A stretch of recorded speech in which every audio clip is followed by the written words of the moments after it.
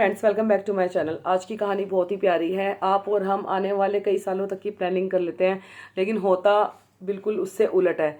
मैंने भी अपनी लाइफ में बहुत सारी प्लानिंग की थी और हुआ बिल्कुल उससे उलट, क्योंकि हमारी योजनाओं के सामने चलती सिर्फ ऊपर वाले की योजना है। सो हमारे और आपके हाथ में तो कुछ भी नहीं है। सो आज की कहानी स्टार्ट होती है ऐसे कि कैलाश पर्वत पे एक बार सभा रखी गई थी। सभी देवी देवताओं को वहाँ पे सम्मिलित होना था। तो विष्णु भगवान जी भी गरुड़ पर सवार होके आए वहाँ पर, और उसी समय ही यमराज जी भी एंट्री कर रहे थे। तो जैसे ही गरुड़ जी से उतर के विष्णु जी अंदर गए, उसी समय ही यमराज जी भी वहीं से जा रहे थे। उन्होंने वहाँ पे एक छोटी सी चिड़िया बैठी हुई थी, बड़ी प्यारी, बहुत ही सुंदर। उसको बड़े ही अजीब तरीके से देखा, आश्चर्यजनक आंखों से देखा, बिल्कुल ही कि मतलब उन्होंने देखा, और ये चीज़ देखते हुए गरुड़ जी ने भी देखा कि भाई यमराज जी इस चिड़िया को देख रहे हैं और ज़रूर इस चिड़िया का उनके मन में विचार आया गरुड़ जी के कि भाई कुछ तो गड़बड़ है। यमराज जी ने इस चिड़िया को इतने ध्यान से देखा और इतनी अजीब सी निगाहों से देखा, तो लगता है ज़रूर इस चिड़िया का समय आने वाला है, और भाई इतनी प्यारी, इतनी सुंदर, इसको बचाना बनता है। तो गरुड़ जी ने, बहुत तेज़ गति है गरुड़ जी की, ये आप सबको पता है कि बहुत तेज़ गति है उनकी। तो वो उसको हज़ारों किलोमीटर दूर, लाखों किलोमीटर दूर, बहुत दूर कहीं ऊंचे पर्वत पर छोड़ आए।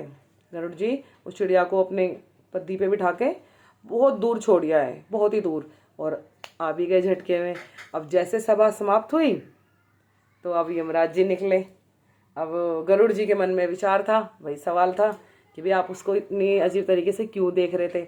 तो अब जैसे ही गरुड़ जी के सामने यमराज जी आए तो उन्होंने पहले तो इन्हें नमस्कार करा और फिर बोला कि महाराज, आपसे बस ये चेष्टा करना चाह रहा हूँ, ये सवाल पूछना चाह रहा हूँ कि जब आप यहाँ से अंदर जा रहे थे तब एक छोटी सी चिड़िया थी, आप उसको इतने आश्चर्यजनक दृष्टि से क्यों देख रहे थे। तो उन्होंने बोला कि गरुड़ जी, मैं ये देख रहा था कि इस चिड़िया का समय आने वाला है, लेकिन इसकी मृत्यु यहाँ नहीं होगी। इसकी मृत्यु होगी लाखों, हजारों, लाखों किलोमीटर की दूरी पर, बहुत ऊंचे पर्वत पर ये बैठी होगी। वहां पर आकर इसको एक सांप खाएगा। और मैं ये सोच रहा था कि ये छोटी सी चिड़िया, भोली भाली सी, प्यारी सी, जिसके पर भी छोटे छोटे हैं, ये इतनी जल्दी वहां तक कैसे पहुंचेगी। और अब वो यहाँ नहीं है, तो इसका मतलब यह है कि उसका समय आ गया है और वो सांप का भोजन बन गई है। तो इतना कहकर यमराज जी तो चले गए। अब गरुड़ जी को अपने ऊपर बड़ी गिलानी हुई, बड़ी फील हुई कि भाई बताओ क्या कर दिया मैंने। अच्छी खासी चिड़िया यहाँ बैठी थी, उसको मौत के मुंह में डाली आया। तो ये कहते हैं, इससे ये शिक्षा मिलती है कि आपके और हमारे हाथों में कुछ भी नहीं है। जब जिसका जो समय लिखा है वो तभी जाता है और उसका तभी वो काम होता है। और ये तो सबको पता है कि भगवान ने जितनी चाबी भर रखी है इंसान में, वो उतना ही चलता है। हमें खिलौना ही तो है एक, और भगवान ने हमारे अंदर चाबी भर रखी है। आपने एक चीज़ नोट करी होगी, बहुत से लोग ऐसे होते हैं जैसे दारू पीते हैं, ड्रिंक करते हैं, अल्कोहल लेते हैं, पता नहीं क्या क्या करते हैं, सारी चीज़ें होती एक ही है, आई नो।